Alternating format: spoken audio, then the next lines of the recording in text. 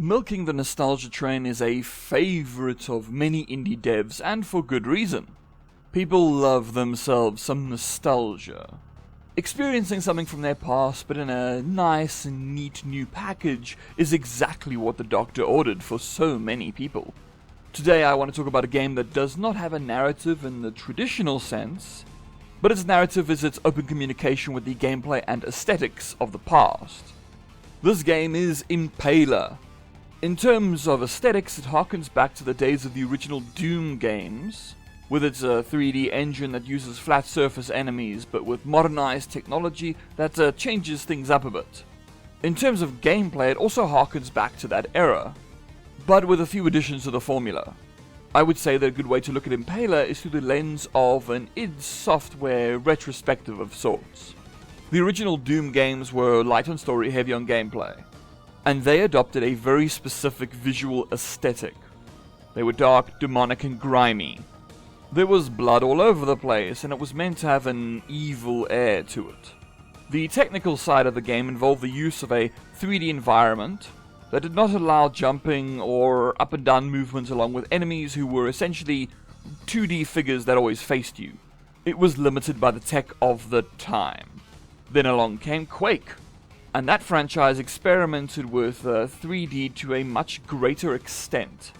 It was a full 3D experience, but that also means that it does not hold up in a visual sense in the same way that Doom does. It lacks that stylized charm and instead seems like something of a particular era, and that's because it very much is. The Quake games do not tend to be remembered in quite the same way as Doom. When it comes to Impaler, the heritage is obvious.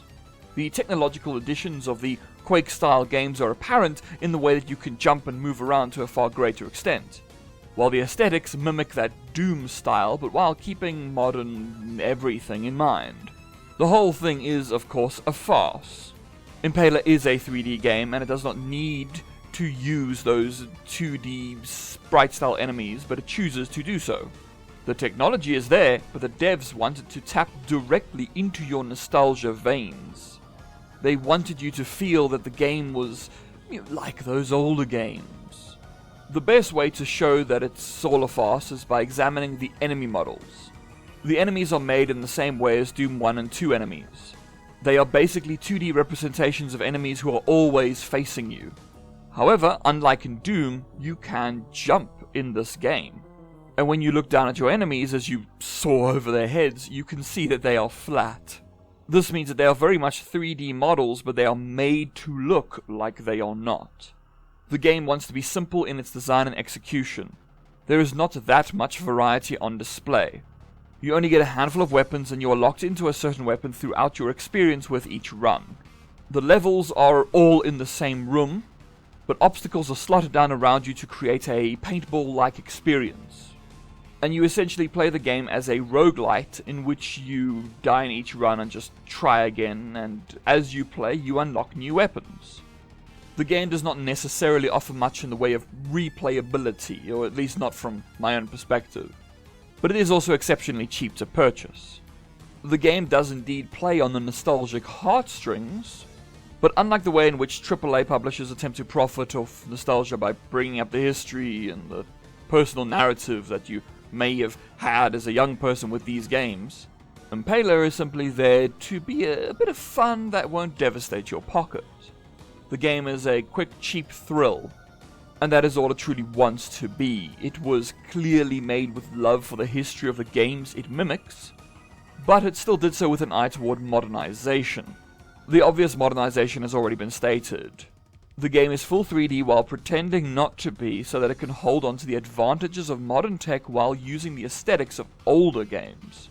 But it is not a game that solely takes from the past. Instead, it does have some level of innovation. It provides the player with the eponymous Impaler weapon, which serves as a secondary weapon. However, this Impaler, which impales things, as the name suggests, still uses the aesthetics of games like Doom and how the enemies are impaled on it. The whole thing feels like something that could have come out in like the mid-90s. It has the simple visuals, the basic gameplay, the dedication to a fast-paced movement and gunplay style, and it's just fun. There is no story on display, no need to pretend that it has to be anything more than what it is, and that is perfect. You see, nostalgia is something that can be very fleeting. You think that you want it, but then when you go and check out those old games, you realize that they have aged something awful. Not all games, obviously, but many. Especially many from the period that Impaler is using as its primary inspiration point. But Impaler never overstays its welcome. It knows that nostalgia can fade fast, and so it steps in to give you a piece of that old feeling by making your experience similar to what you imagine those games were like before letting you get on with your life.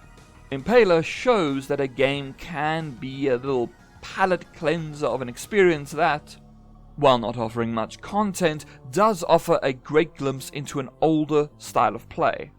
It wants you to establish a mental connection between the present and the past. And through that connection, the story of your history with games of this nature can be experienced all over again.